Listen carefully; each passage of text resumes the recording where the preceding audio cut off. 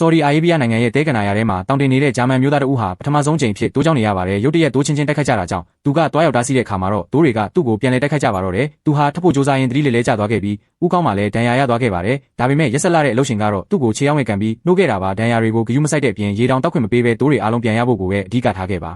နောက်ဆုံးမှာတော့သူထွက်မပြေးနိုင်အောင်အလုပ်ရှင်ကသူ့ရဲ့ခြေချင်းဝတ်ကိုပါရချိုးပစ်ခဲ့ပါတယ်လွန်ခဲ့တဲ့၄နှစ်ကသူဟာသူ့ရဲ့ဝမ်းကွဲညီအကိုနဲ့အတူအလုပ်ရှာဖို့ဆော်ဒီကိုရောက်လာခဲ့တာပါ40ရောက်တော့ဘယ်သူမှလာမကြိုတာကြောင့်ဘာလို့ရမှမသိဖြစ်နေတော့အသက်ကြီးလူတယောက်ရောက်လာပြီးသူတို့ရဲ့ပတ်စပို့တွေကိုကြည့်ကားပေါ်တက်ဖို့ခေါ်သွားခဲ့ပါတယ်သူတို့ကတော့ဒါဟာသူတို့အလုပ်ရှင်ပဲလို့ထင်ခဲ့တာပေါ့ဒါပေမဲ့အဲ့ဒီလူကသူတို့ကိုတဲကနာရတဲ့ကိုခေါ်သွားပြီးလမ်းမှာတင်သူ့ညီကိုတနေရာမှာခြံထားခဲ့ကသူ့ကိုတော့လူသူဝေးရဲ့နေရာတစ်ခုကိုခေါ်သွားပါတော့တယ်အစမှာတော့သူကမားနေပြီထင်လို့သူ့ရဲ့တက်တေခံကပ်ပြားကိုထုတ်ပြပေမဲ့အဲ့ဒီလူကလူယူပြီးစုပ်ပြစ်ပစ်လိုက်တဲ့အခါမှာတော့သူလိန်လေခံလိုက်ရပြီဆိုတာသိလိုက်ရပါပြီသူ့ကိုတဲတစ်ခုရဲ့ခေါ်သွားပြီး၆ကက်နေတဲ့ပေါင်မုံနဲ့ရေစိမ်ထားတဲ့အစာတွေကိုကျွေးပါတယ်အရန်စာနေတာကြောင့်ထူးဆန်းတဲ့အဲ့ဒီစာတွေကိုစားခဲ့ရပေမဲ့သူ့ရင်ထဲမှာတော့အရန်ကိုဝမ်းနေခဲ့ရပါတယ်ရက်နေငယ်ကြတော့ရေလာဖို့တဲ့အလုပ်သမားတယောက်ရောက်လာတာကြောင့်အကူညီတောင်းဖို့စူးစမ်းပေမဲ့သူကဂျာမန်စကားပဲပြောတတ်တာကြောင့်ဟိုလူကနားမလည်ခဲ့ပါဘူးသူထွက်ပြေးဖို့စူးစမ်းတာကိုမြင်သွားတဲ့အလုပ်ရှင်ကသူ့ကိုနှင်တန်းနဲ့အပြင်းထန်ရိုက်နှက်ပြီးတင်းနဲ့ပါထုတာကြောင့်တတိလစ်သွားခဲ့ပါတယ်ညနေပိုင်းတတိယလာတဲ့ခါမှာတော့တနေ့ကုန်ဆုံးသွားပြီဖြစ်ပေမဲ့ဘသူကမှသူ့ကိုလာမကြည့်ကြပါဘူးသူဟာပြန်မခုခံနိုင်တော့ပဲပူပြင်းတဲ့ရာသီဥတုအောက်မှာတိတ်တဆိတ်ပဲဆက်ပြီးအလုပ်လုပ်နေခဲ့ရပါတယ်နေ့ရက်တွေကြာလာတာနဲ့အမျှသူဟာဒီနေရဲခန်းဘယ်တော့ကစတင်ခဲ့ရလဲဆိုတာတော့မမှတ်မိတော့ပါဘူးတခါတော့သူထွက်ပြေးဖို့စူးစမ်းခဲ့သေးပေမဲ့အဝေးကနေတင်းနဲ့လမ်းပစ်တာကြောင့်ကြောက်လန့်တကြားလဲကျသွားခဲ့ပါတယ်တနေ့ကြာမှာတော့